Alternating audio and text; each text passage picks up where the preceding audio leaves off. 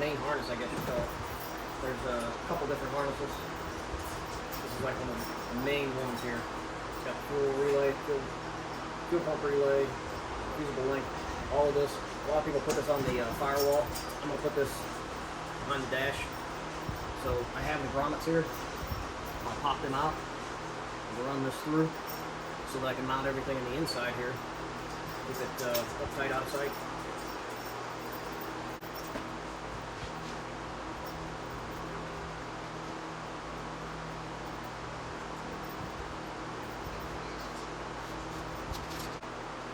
Run bar.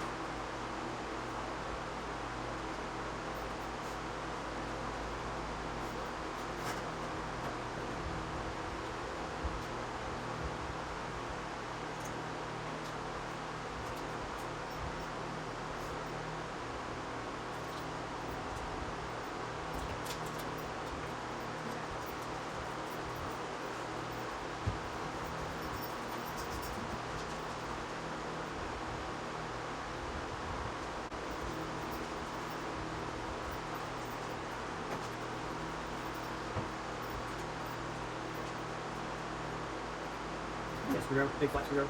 A big long one? Yeah, sure. Just need it to be a big flat blade. This one okay? Yeah.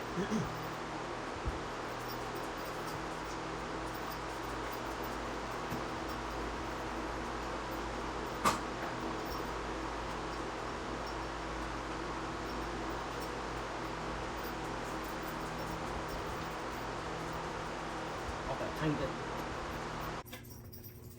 Alright, hooking up the Holley sniper. Slowly connecting the wires temporarily. I had to lengthen the positive and negative going to the battery. There's my excess here.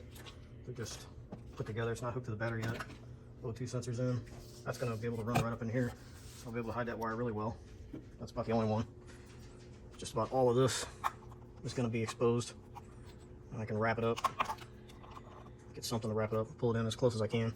I may end up cutting a bigger hole in here and then riveting something on it and putting a grommet in it maybe, or making a whole new grommet. I'm not sure. These wires here, I don't believe I'm going to be using any of these. Everything else is wired in. Just got to plug everything back in, put everything back together. The heater ground wire, I'm just going to run into this other ground here and then just plug the heater in. It's all wired in.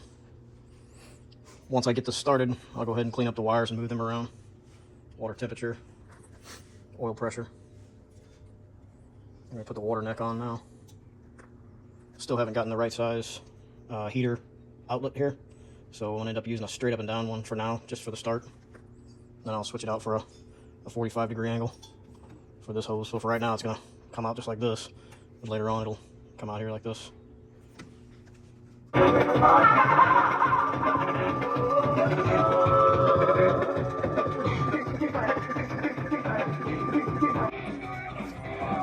All the dash lights work good. Glove compartment lights super bright. Front lights bright. Trunk lights are bright. All controlled by this switch. Alright, time to turn the music off for a minute. Alright, doing an electrical system test. We got a horn. We have dome light. All the dome lights are working nice and bright up under here. I have the garage lights off right now so I can see them. I had the music playing, but I know YouTube won't allow that. You can turn that light on. So all the lights are good and bright. Glove compartment light is super bright. This light is the factory 5 light that they give you. It's the courtesy light they give you. My sniper system will be inside here. So turn the dome lights off. The horn I have here in the turn signal stalk, so it's nice and loud. Dogs love it. Don't have any lights hooked up or anything yet, and this is the sniper system power source. I don't have it hooked up yet either. Just checking out everything that's here now. Heater's not connected yet. I'm going to connect that next and button up this dash here. Electrical system test complete. All right, so lights work with no key in ignition. Lights work Put the key in the ignition. Turn the key on. I can bump the starter over. I can turn signals work. Now they're not hooked up right now either. They're not hooked up. No lights. The wires are ran and that's it. Sniper system is not hooked up yet to the battery. Everything else is connected here though. Got everything wired in and labeled really well. It's a gob of wires, but they're all labeled. So, music works.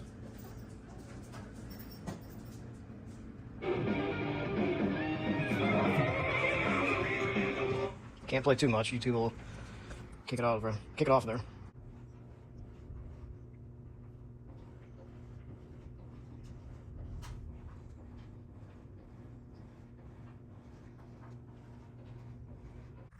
Okay, with the ignition system I had, or the electrical system, I had one issue.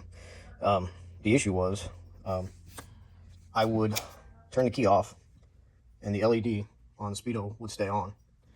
The volts would stay on, and the Bluetooth module would stay with its blue power wire on. So I went back through the book and was looking at everything, and of course that ignition there in the book is not exactly the same ignition here, but it's just because it's got that up there. It is basically the same. It's just everything's not looking exactly the way it was. I'm assuming this is a updated version, but either way, everything was working out. As I was assembling this, there was two brown wires here going to the alternator. One says alternator feed. One says alternator feed, accessory feed ignition to the alternator. And then there's another brown wire that isn't labeled at all. So if you follow the directions, it says if you have a one-wire alternator, which I ended up having a one-wire alternator, you only hook this one wire up. This brown wire doesn't get hooked up. I had both hooked up. So I unhooked the one, that fixed the issue. So now, turn my power on. I just noticed my clock just moved 1 minute. I don't know if I could do this with one hand here.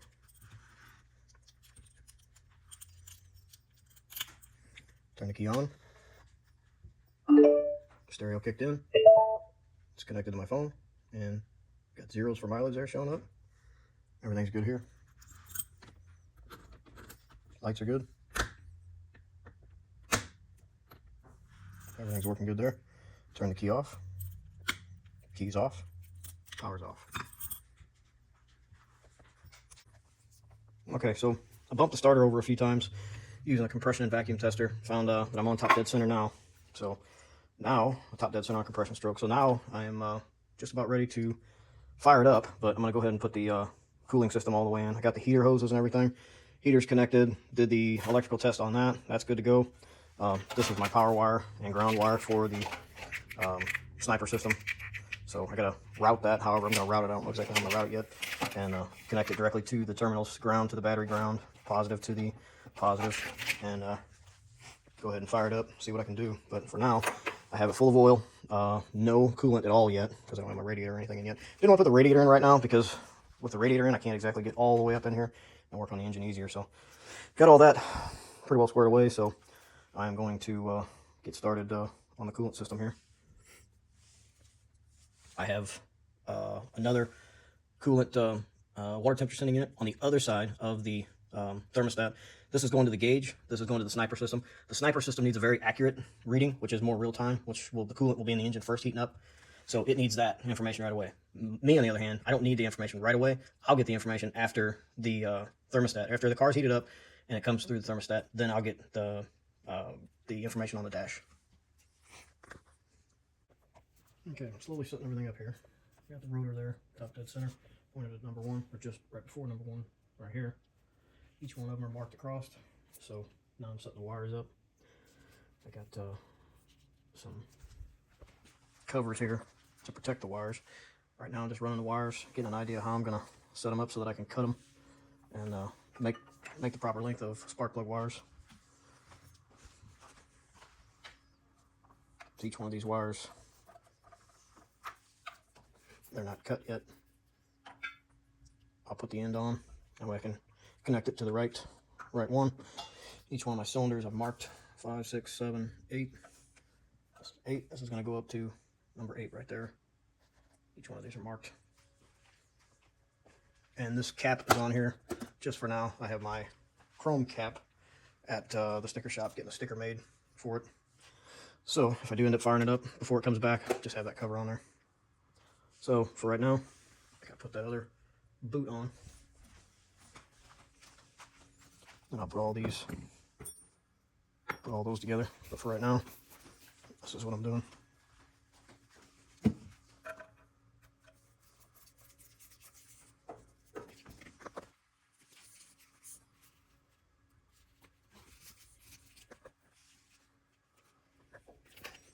Just run that down there. It's all the heat protection.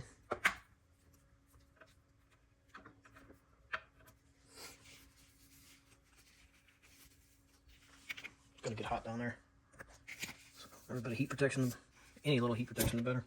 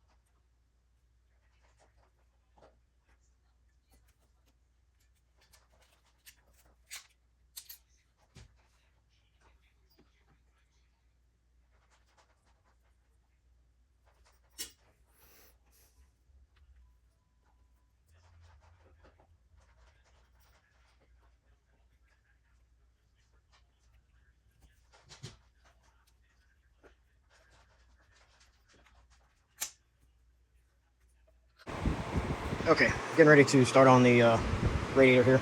This is the Breeze upper radiator mount, just clamped on here. Getting ready to drill the holes. I'm going to cover this first with a piece of cardboard and to make sure I don't gouge the fins or anything. And also, Breeze recommends you go ahead and tape this up and mask it up, just because when you're drilling this, you don't want the shavings falling down inside there. So I'm going to mount this, and then I'll go to the Breeze fan shroud, put that in. And then that's the Factory 5 fan. This came with the kit. The radiator itself came with the kit. Everything else is aftermarket. This is what we're looking like over here for right now. I'm gonna get this radiator and coolant system put in. Okay, I got everything lined up the way I'm gonna drill it. The fan shroud is on the front. I'm gonna put it on the back where it belongs. But for right now, I'm gonna put it on the front. I'm gonna drill a hole through here and here. And the hole over on this side, well, I might go ahead and take it straight through, but this is, all three of these pieces get mounted together by 2 quarter 20 3-inch bolts, and then rivets go all the way across here. But just to line everything up easily, I'm going to go ahead and drill through all three pieces here. So the radiator tab, the shroud, the radiator tab, and the hinge here.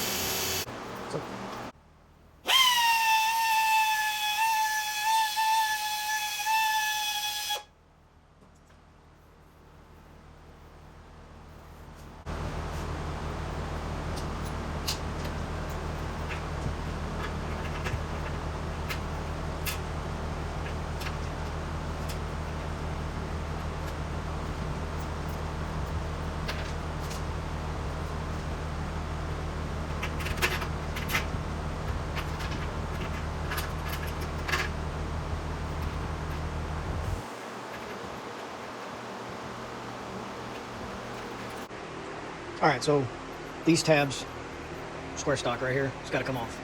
So I'm going to grind the welds and attempt to bend it back and then just cut it off altogether. Try not to mar up this as much as possible. It is going to cut into the powder coat, but I'm just going to have to put some paint on it or something like that. But these two pieces are coming off.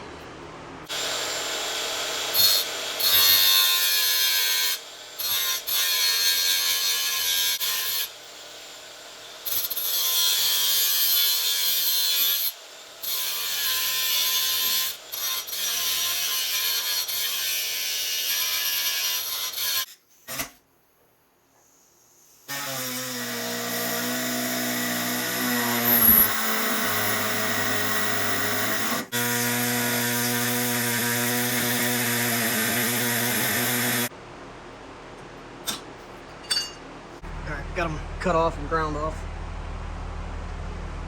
Didn't cut into the square stock here. So get some paint on that. Keep moving along.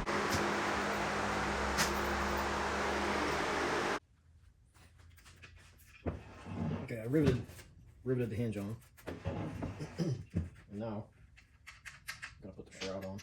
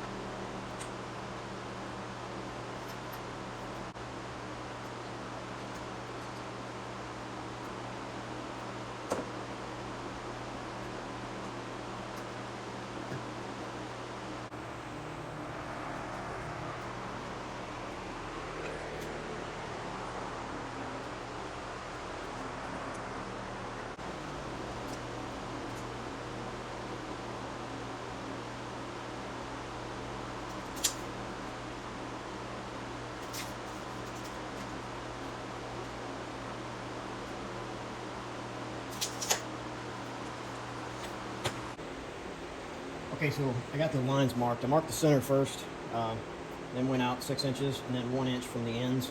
And now I'm just going to put a center punch right in the center.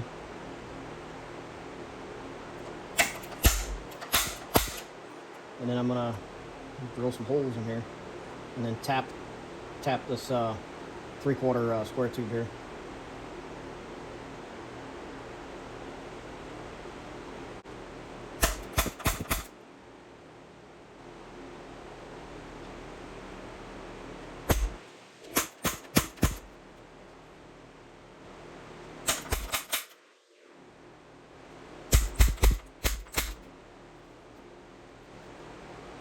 I think what I'm going to do is take the whole radiator off, drill through these first, and then use the holes that are here to drill into the 3/4 square stock there.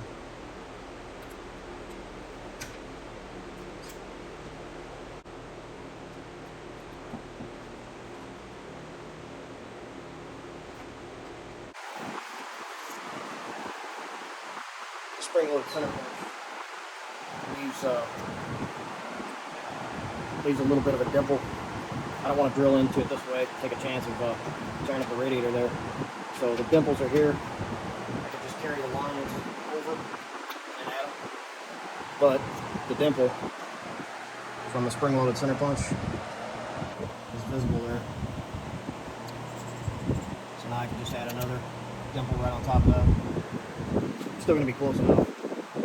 One there, I can always carry the line from here, just wrap it around. But I did put them on there. But that's always nice.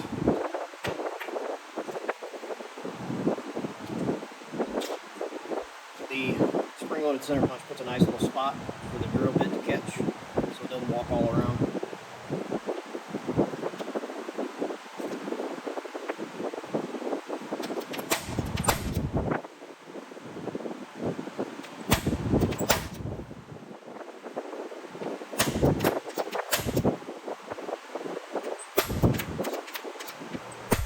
This hinge is stainless steel, it's not aluminum, so it's pretty tough.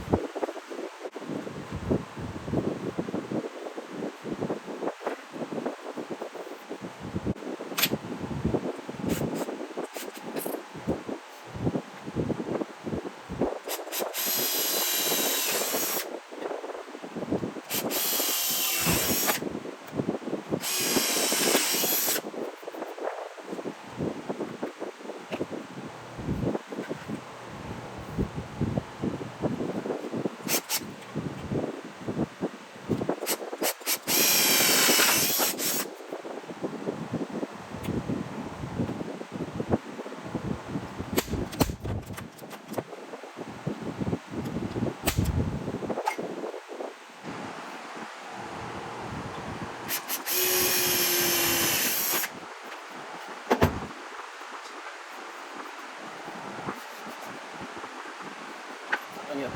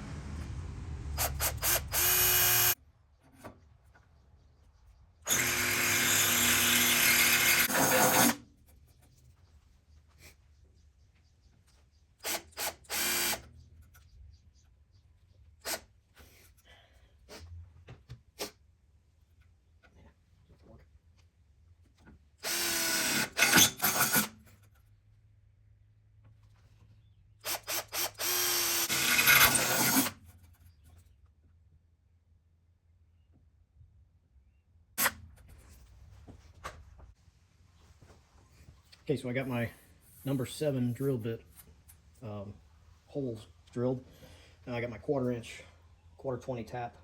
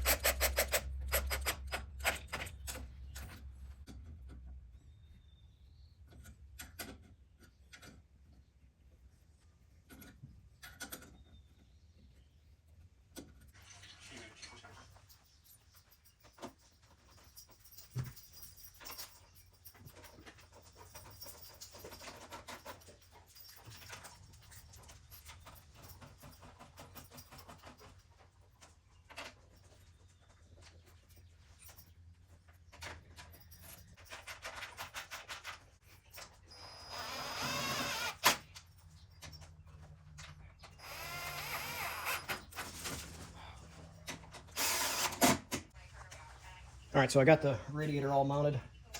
The hinge is working fine. I have to measure, I think it's 51 is the angle that it should be at, and then I'll mount the lower radiator mount here. I think it sits right about like this, but I'll measure it and find out for sure, and then put the lower radiator mount on it.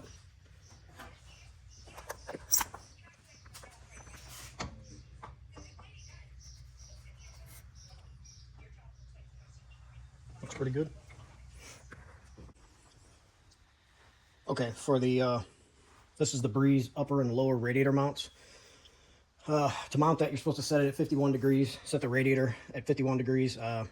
Yeah, right. So the best way to do it, in my opinion, is if you're going to use the Factory 5 deflector, wind deflectors here, I guess you call them, that deflects the air into the radiator. Use these as your gauge. Basically, you're going to go right here in line with these holes. They're not in line right now because it's still loose, but take these out of the way.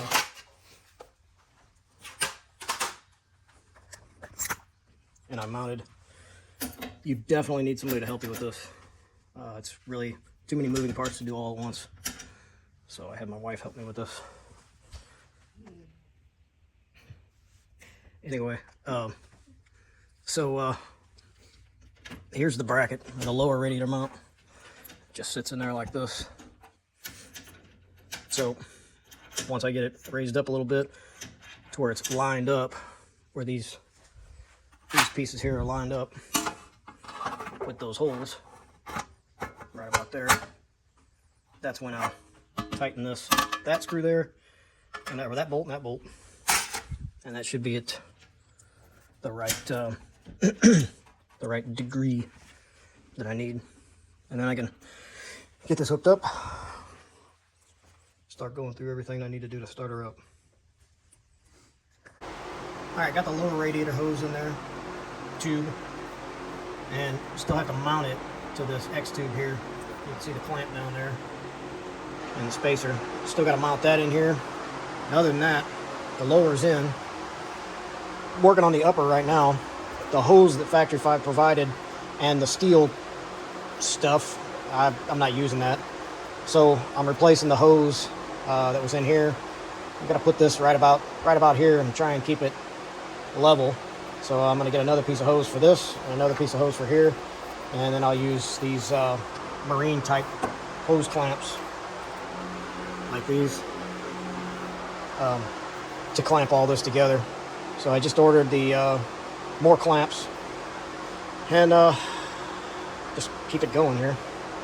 Once I get this piece on, this upper, just about ready to fire it up, I need to put a fuel filter in here.